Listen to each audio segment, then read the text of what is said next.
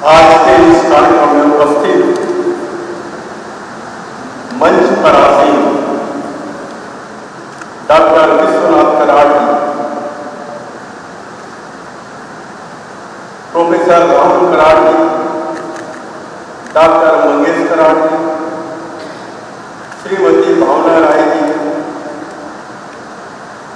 Pathway to world peace पुस्तक के विमोचन के लिए निमंत्रित किया जाना मेरे लिए बहुत ही सम्मान की बात है।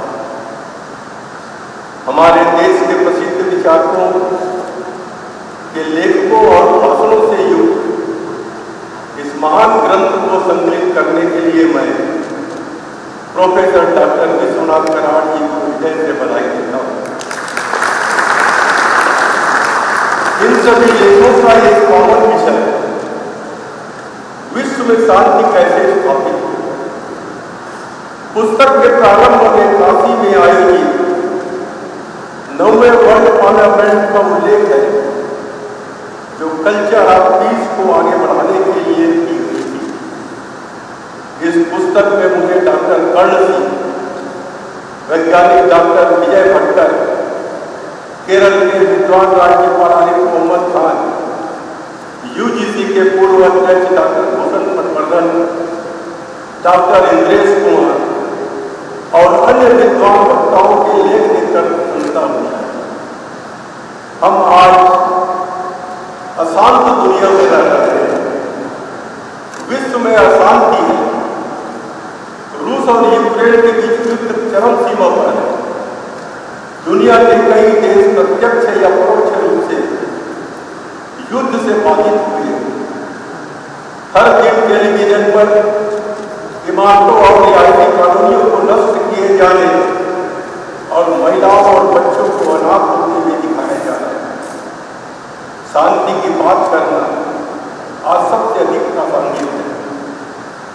भगवान कृष्ण ने दुनिया को दिखा दिया, युद्ध के मैदान में भी शांति की बात की जा सकती है। भगवत गीता केवल शांति काल में अध्ययन करने का ग्रंथ नहीं है। भगवत गीता और उसका संत ज्ञानेश्वर द्वारा किया गया अनुवाद हमारे भीतर शांति और सद्भाव पैदा करने का मार्गदर्शक है। इससे समाज के भीतर और दुनिया के देशों भी शांति और सद्भाव निर्माण हो सकता है। गांधी जी कहा करते थे कि कोई शत्रु नहीं होता, केवल विरोधी हो सकते हैं, जिन्हें आत्मिक बल से जीता जा सकता है, न कि बल द्वारा। गौतम बुद्ध ने अहिंसा और करुणा के संदेश का प्रचार किया। सम्राट अशोक ने युद्ध छोड़ने के लिए बुद्ध की शिक्षाओं का पालन किया। भगवान महावीर और ईसा मसीह ने भी क्षमा और शांति का संदेश दिया। शांति एक प्रासंगिक शब्द है। जिस शांति की तलाश हम दुनिया में करते हैं, उसका रास्ता हमारे दिलों से होकर जाता है। सनातन धर्म में हमेशा वसुधैव कुटुम्बकम की अवधारणा नहीं है। मतलब पूरा विश्व हमारा परिवार है और हमारी प्रार्थना भी सभी के लिए। विश्व में आज विभिन्न धर्मों के लोग मिश्रित समाजों में रहते हैं। हमें धर्म की प्रथा और अभिमान छोड़कर अच्छे इंसानों की तरह रहना चाहिए। प्रत्येक बच्चे को स्कूल के दिनों से ही सभी धर्मों का सम्मान करना सिखाया जाना चाहिए। शांति शब्द के जब से शांति नहीं आ सकती। गरीबों और जरूरतमंदों के प्रति संवेदना रखने से शांति आ सकती है। यदि तुम्हारे पास एक रोटी हो और तुम अपनी आधी रोटी गरीब को दे दो, तो उस गरीब की आत्मा को तृप्ति मिलेगी, अपने को शांति मिलेगी। आज एक दुनिया दिन ब दिन और समृद्ध हो रही है और दूसरी दुनिया गरीब हो रही है। यदि अमीर अपने धन को गरीब के साथ साझा करते हैं, तो समाज में शांति और सद्भाव कायम होगा। पेट में भूख हो तो मनुष्य शांति चैन से नहीं रह सकता। इसलिए मोदी जी ने नारा दिया, सबका साथ, सबका विकास और सबका विश्वास। ग्रुप और MIT ने पाथवे वर्ड की यह सुंदर पुस्तक प्रकाशित की, इसके लिए वे धन्यवाद के पात्र हैं। मैं कराड़ जी के बारे में एक शब्द कहना चाहूंगा। मैं तो निकला था अकेला, लोग जुड़ते गए कारवां बनता। आपका ज्ञान एक अभूतपूर्व काम। आज दुनिया में जैसे कोई शांत नहीं है। आज किसी के चेहरे पे मुस्कुराहट नहीं आती। आज लोग खुलकर हंस नहीं सकते। एक जमाना था लोग अपने कामों से निपट कर भोजन कर चौपाल में बैठते थे और कई प्रकार की बातें होती थी और खुलकर भाषा होती थी, खुलकर हंसते थे। आज हम अपने शरीर को ठीक करने के लिए जिम जाते हैं, व्यायाम करते हैं और घर में जब हंसी नहीं आती तो लाफिंग बन जाती है। ये भारत का लाफिंग क्लब है। हमारे आदर्श बताते थे कि बच्चों को प्रथम शिक्षा माता और पिता से मिलता है, बाद में गुरु से मिलता है। हम अगर अपने बच्चों को अच्छे संस्कार दें तो पहले देखते रहे होंगे कि कोई भी बच्चा अपने माता पिता की बात को कभी नहीं काटते थे, हमेशा उनका सम्मान करते थे, आदर करते थे। हमने श्रवण की कहानी सुनी। श्रवण के माता पिता अंधे थे। उनके माता पिता को तीर्थाटन करने की इच्छा हुई। उस समय न कोई रेल था, हवाई जहाज था, बसें थी। कांवड़ बनाकर अपने माता पिता को लेकर तीर्थाटन के लिए एक वो भी बालक था जो अपने माता पिता की बात करते। लेकिन आज समय बदल गया, समाज बदल गया। आज हमारा बच्चा भी हमारी बात नहीं सुन रहा।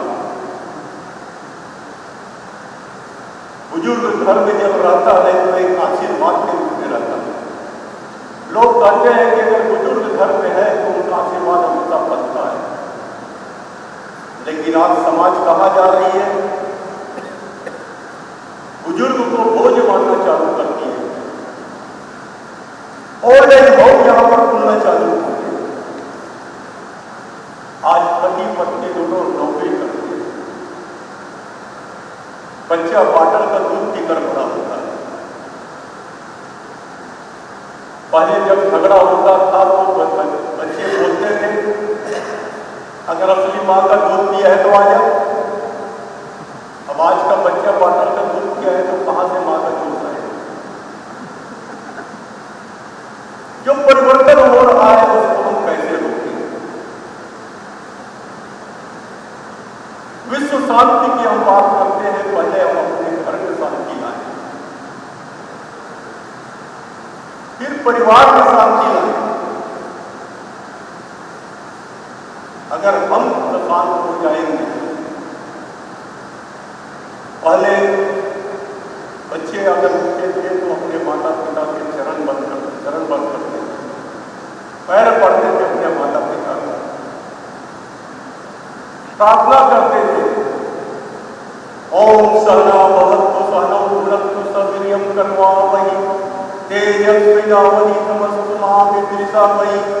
ओम शांति शांति शांति। लेकिन आज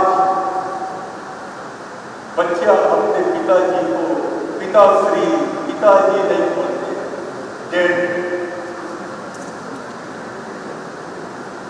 डेड किसको बोलते हैं? जिनका प्राण पकड़ के उड़ गया उसको डेड बोलते हैं। हमें अपनी भारतीय संस्कृति की तरफ जाना पड़ेगा। आज दुनिया में, विश्व में आप देखो, हर देश में धन दौलत तो है, लेकिन उनके मन में शांति नहीं। वो शांति की खोज में भारत आते हैं और भारत आकर इतना प्रभावित होते हैं, लेकिन हम अपने देश की शांति को छोड़कर पाश्चात्य सभ्यता में जाते हैं। कई लोग विदेश घूमने की शौक करते हैं। आज बच्चों को पूछोगे विदेश के बारे में, सब बता देंगे।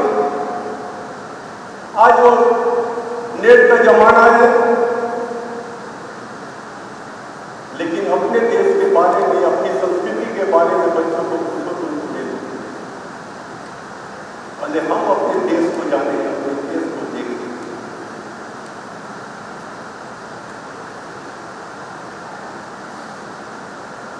अगर इस मामले में मैं बात करना चाहूं तो काफी लंबा हो जाए,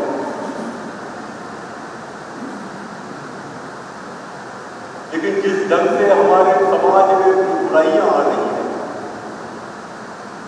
कि पहले बच्चों की शादी करते थे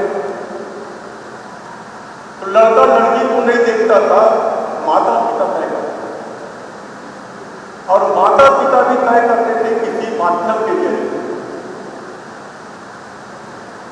मैं अपना उदाहरण दूं कि पिताजी, मैं तो कभी शादी कब करूंगा मैं सोचा ही नहीं था, लेकिन पिताजी बीमार रहने लगे। एक दिन अपने दोस्तों के साथ बैठकर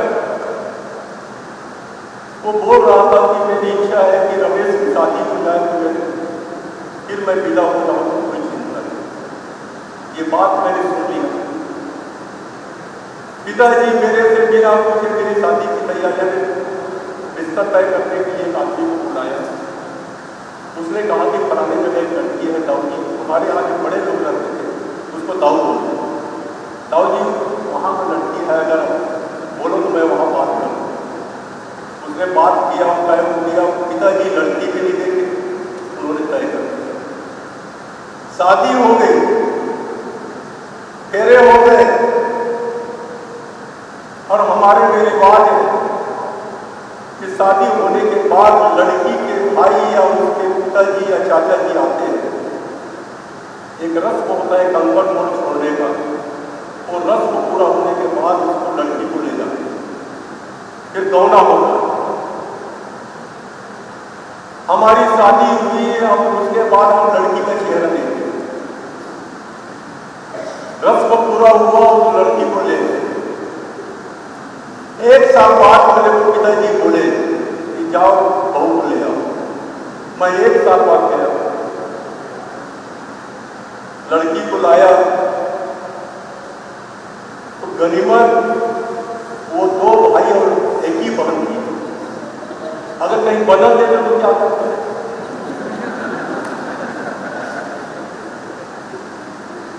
ये जो भावनाएं हैं, बड़ों का आदर करना। अगर हम अपने बच्चों को भी प्रशिक्षित करें, आप उनको सिखाइए। आज कंपटीशन है। मेरा बेटा इंग्लिश मीडियम में अच्छे स्कूल में पढ़े। अब इंग्लिश मीडियम में अच्छी पढ़ाई के लिए जिसको पढ़ना है बच्चा इंटरव्यू नहीं देता, उसके माता पिता इंटरव्यू देते, रात को लाइन में खड़े हो जाते हैं। अब हम लोग तो म्युनिसिपल के स्कूल में पढ़े हैं, मास्टर कभी आए तो एग्जाम लग जाए, नहीं आए तो छुट्टी मनाओ। कभी ऐसा दबाव नहीं पड़ा बच्चों को कि अब केजी में पढ़ाए। जिस समय बच्चों का खेलने का समय होता है, उसके दिमाग विकास होने का समय रहता है, उस पर हम बोझ डाल देते हैं। आजकल महिलाएं, माफ करेंगे मैं कुछ बोल दूं तो, आजकल टीवी का जमाना हो गया, मोबाइल आ गया। पहले पत्र का इंतजार करते थे, और जिस दिन पत्र आ जाए उस दिन इतनी खुश होते थे कि चलो कुछ जानकारी तो मिली। आज सब मोबाइल में हो जाता है। पहले जब समय मिलता था तो अपने रिश्तेदारों के यहाँ, दोस्तों के यहाँ चले जाते थे, सर आज तुम्हारे चल घूम के आ जाए, मिल के आ जाए। आज किसी के पास समय नहीं है, कोई अपने रिश्तेदार के घर नहीं जाता। अगर छुट्टी के दिन टीवी में कोई अपना खास सीरियल आ रहा हो और उस समय कोई मेहमान आ जाए तो उस घर के मालिक या मालकिन का चेहरा देखने लग जाता है।